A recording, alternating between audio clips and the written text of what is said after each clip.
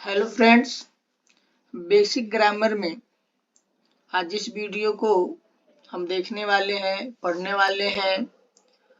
उस वीडियो में आज हम फ्यूचर कंटीन्यूअस टेंस के बारे में सीखेंगे।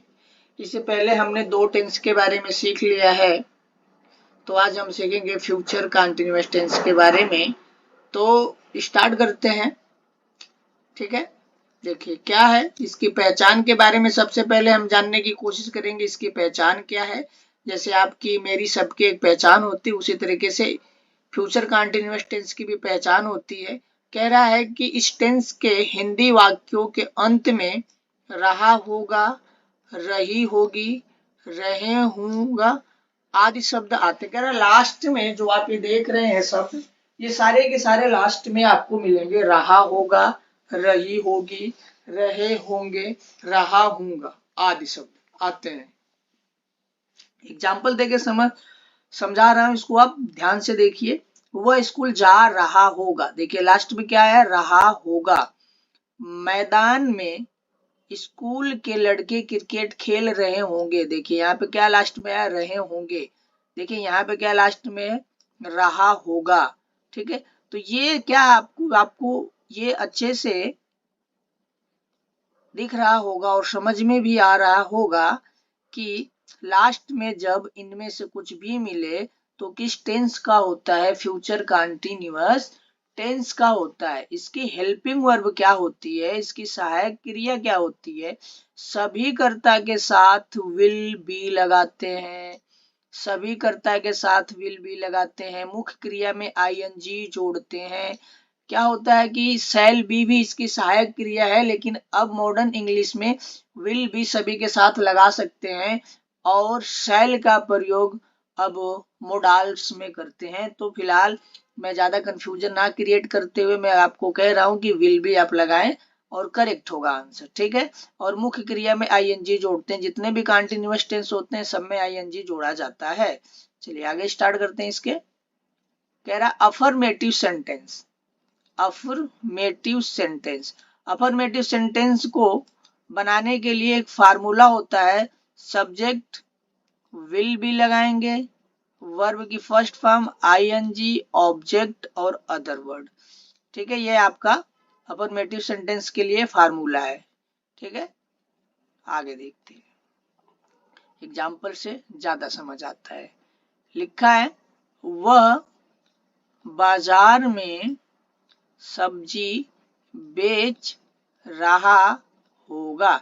तो सबसे पहले क्या लिखना है, सब्जेक्ट लिखना है। तो यहाँ सब्जेक्ट आपका वह है, तो वह की इंग्लिश क्या होती है, ही होती है। क्या होती है, ही होती है। और सहायक क्रिया आ गई आपकी विल बी, सहायक क्रिया क्या आ गई आपकी, विल बी। बेचना का क्या होता है, सेल, तो यस ई डबल एल और आईएनजी जोड़ दिया, सेलिंग। क्या बेच रहा है, सब्जी, सब्जी बेच रहा है ना। तो वेजिटेबल्स कहाँ बेच रहा है भाई साहब, बाजार में। In the market, in the market.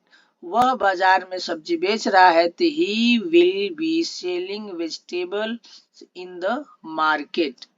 अगला सेंटेंस है चपरासी स्कूल में घंटी बजा रहा होगा। चपरासी स्कूल में घंटी बजा रहा होगा। The peon will be ringing the bell in the school. देखिए प्यून चपरासी करता हो गया, विल भी सहायक क्रिया हो गई। रिंग मीन्स होता है बजाना, ठीक है। अब आईएनजी हो गया, क्या बजा रहा, बेल इन द स्कूल, यानी घंटी वो बजा रहा है कहाँ पे, स्कूल में। मास्टर जी दूसरे कमरे में अंग्रेजी पढ़ा रहे होंगे। क्या कह रहा है, मास्टर जी दूसरे कमरे में अंग्रेजी पढ़ा रहे होंगे। तो सबसे पहले लिखेंगे मास्टर जी, मास्टर जी की अंग्रेजी होती है टीचर। द टीचर, फिर सहायक क्रिया आ जाएगी आपकी विल बी, पढ़ाना इंग्लिश होता है टीच, इसमें आईएनजी जोड़ दिया तो हो जाएगा टीचिंग। आपने इसमें आईएनजी जोड़ा तो हो गया टीचिंग। क्या पढ़ा रहे हैं, इंग्लिश। कहाँ, रूम में, किस रूम में, दूसरे कमरे में। In other room, in other room, तो हो जाएगा the teacher will be teaching English in other room. आई बात समझ में। चलिए अगला स्टार्ट करते हैं इसी का एग्जाम्पल, ठीक है। लड़के स्कूल में फुटबॉल खेल रहे होंगे। लड़के स्कूल में फुटबॉल खेल रहे होंगे। तो यहाँ पे सबसे पहले क्या लिखना है आपको, सब्जेक्ट लिखना है द बॉयज। विल भी हेल्पिंग वर्ब हो जाएगी। प्ले होता है खेलने की इंग्लिश, उसमें आईएनजी जोड़ देंगे। प्लेइंग, क्या खेल रहे हैं, फुटबॉल खेल रहे हैं, football in the school. The boys will be playing football in the school. लड़के स्कूल में फुटबॉल खेल रहे होंगे। ठीक है, अगला है वे उससे मेरे बारे में बात कर रहे होंगे। क्या कह रहा है, वे उससे मेरे बारे में बात कर रहे होंगे। तो वे की इंग्लिश होती है दे। वे की इंग्लिश क्या होती है, वे की इंग्लिश होती है they will be talking to him about me. अब सूरज निकल रहा होगा। क्या है, अब सूरज निकल रहा होगा, मतलब सूरज जिसे आप लोग कहते हैं उगना। तो now the sun will be rising. ठीक है, now the sun will be rising. The sun will be rising now भी कर सकते हैं। ठीक, चलिए आगे स्टार्ट करते हैं।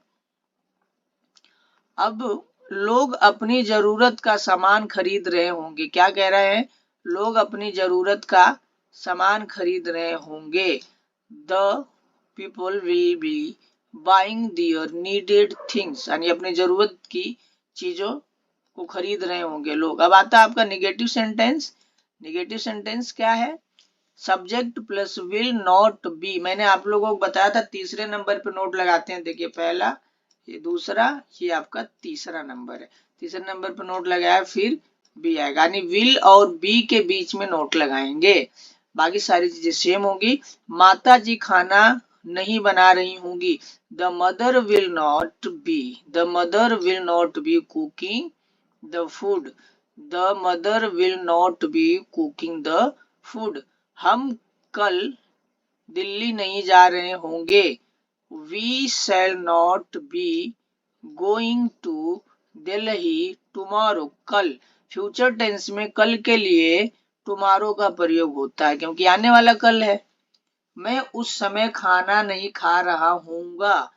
आई शैल नॉट बी। चलिए मैंने यहाँ शैल भी, यहाँ भी शैल लगा दिया है तो आप समझ जाए, लेकिन सभी कर्ता के साथ क्या लगता है, विल का प्रयोग होता है। तो आप यहाँ विल भी लगा सकते हैं और शैल भी लगा सकते हैं, कोई दिक्कत नहीं है। ठीक है, I shall not be eating the food at that time. मैं उस समय खाना नहीं खा रहा हूँगा। तो आई आपका कर्ता हो गया। शैल नॉट बी, ये आपकी हेल्पिंग वर्ब में हो गई। नॉट तो नहीं के लिए आया। Be eating the food at that time, वे मैदान में क्रिकेट नहीं खेल रहे होंगे। They will not be playing the cricket in the ground. ठीक है, आपको ये समझ आ रहा होगा। निगेटिव सेंटेंस में कुछ नहीं करना है, तीसरे नंबर पे नोट लगा देना है बस। निगेटिव सेंटेंस में कुछ भी नहीं करना है, तीसरे नंबर पे नोट लगा देना है। अब आपका आता है इंट्रोगेटिव सेंटेंस। इंट्रोगेटिव सेंटेंस क्या है, इंट्रोगेटिव सेंटेंस में क्या, इंट्रोगेटिव सेंटेंस में दो तरीके के होते हैं, हमने आपको पढ़ा रखा। तो जब वाक्य में शुरू में क्या, जब वाक्य के शुरू में क्या शब्द आता हो, जब वाक्य के शुरू में क्या शब्द आता हो तो उसके लिए फार्मूला लगता है विल या shall, subject plus V verb first form plus ING object other words. ठीक है, क्वेश्चन मार्क आ जाएगा यहाँ पे, फार्मूले में छूट गया है तो क्वेश्चन मार्क लगा देंगे। देखिए यहाँ पे मैंने शैल भी लिख दिया है तो आपको कंफ्यूजन ना हो, लेकिन आप सभी के साथ विल बिल्कुल बिंदास लगा सकते हैं। ठीक है, आप शैल को छोड़ ही दें। ठीक है, आप यहाँ आराम से विल भी लगा सकते हैं। तो विल फिर सब्जेक्ट फिर भी आएगा। क्या लड़के स्विमिंग पूल में स्नान कर रहे होंगे। तो देखिए क्या शब्द यहाँ पे पहले आया, क्या क्या शब्द यहाँ पे पहले आया है, क्या शब्द पहले आया है। तो क्या शब्द जब पहले आ जाता है तो उसकी अंग्रेजी नहीं लिखते हैं। क्या शब्द पहले आएगा तो उसकी अंग्रेजी बिल्कुल नहीं लिखते हैं। तो इसकी अंग्रेजी नहीं लिखेंगे, क्या लिखेंगे, विल। क्या लिखेंगे, will the boys be bathing in the swimming pool. यानी कहाँ नहा रहे हैं, स्विमिंग पूल में नहा रहे हैं। क्या बंदर पेड़ से कूद रहा होगा, क्या बंदर पेड़ से कूद रहा होगा, तो will the monkey be jumping from the tree. यानी आप इतना समझिए कि सारी चीजें सेम है, बस जब प्रश्नवाचक वाक्य होता है अगर उसमें क्या शब्द पहले आए तो हेल्पिंग वर्ब पहले लिखते हैं, बाकी सारी चीजें सेम होती हैं। ठीक है, और यहाँ पे जो बी होगा वो सब्जेक्ट के बाद लिखेंगे। आई बात समझ में? चलिए अच्छी बात है।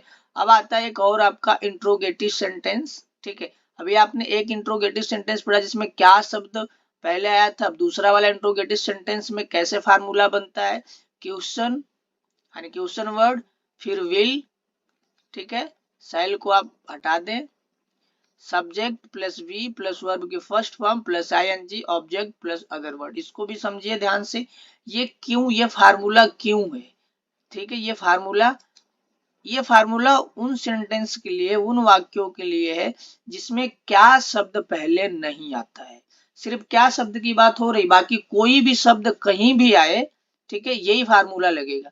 ठीक है, जैसे वह वहां इस समय क्या कर रहा होगा, वह वहां इस समय क्या कर रहा होगा। देखिए क्या कर रहा होगा, देखिए ये क्या लिखा है, क्या कर रहा होगा, तो हो जाएगा व्हाट। देखिए क्या शब्द जब बीच में आएगा तो इसका अंग्रेजी आप लिखेंगे। जब क्या शब्द बीच में आएगा तो अंग्रेजी लिखी जाएगी, और जब क्या शब्द पहले आएगा तो अंग्रेजी नहीं लिखी जाएगी। तो क्या की इंग्लिश हो गई व्हाट, विल, वर्क इंग्लिश हो जाएगी ही, फिर be doing there at this time, वह वहां इस समय क्या कर रहा होगा। इसका सेंटेंस ये हो जाएगा। अगला है वह वह इस समय क्या कर रहा होगा। देखिए वहां वह इस समय क्या कर रहा होगा। ठीक, तो what will he be doing there at this time, ये सेंटेंस दो बार हो गया है तो कोई बात नहीं। ठीक है, अगला देख आपको इस समय कौन बुला रहा होगा। देखिए कौन शब्द जो है, ये जो आपको कौन शब्द दिख रहा है, ये जो कौन शब्द है, ठीक है, प्रश्नवाचक शब्द है और देखिए बीच में आया है तो इसकी अंग्रेजी लिखेंगे। अगर ये ना यहाँ पे भी आता, सबसे पहले भी कौन आ जाता तब भी अंग्रेजी लिखते, सिर्फ वो रूल क्या शब्द के लिए इस्तेमाल होता है। हो जाएगा who will be calling you eight this time. ठीक है, राजा बाजार से क्या, देखिए क्या शब्द आएगा तो इसका अंग्रेजी लिखेंगे कब, जब ये बीच में आएगा। आई बात समझ में? तो what will Raja B buying from the market. ठीक है, ऐसे ही बाकी के सेंटेंस हैं जो आप आसानी से समझ जाएंगे।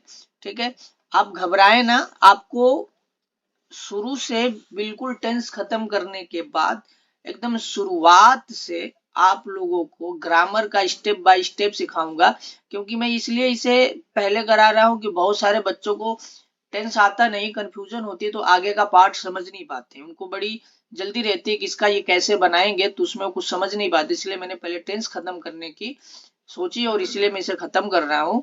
तो आप लोग इस पर ना पैनिक ना हो, ठीक है, और लाइक शेयर सब्सक्राइब और कमेंट जरूर कर दें, इससे मुझे बहुत सपोर्ट मिलता है, बहुत ऊर्जा मिलती है। ठीक है।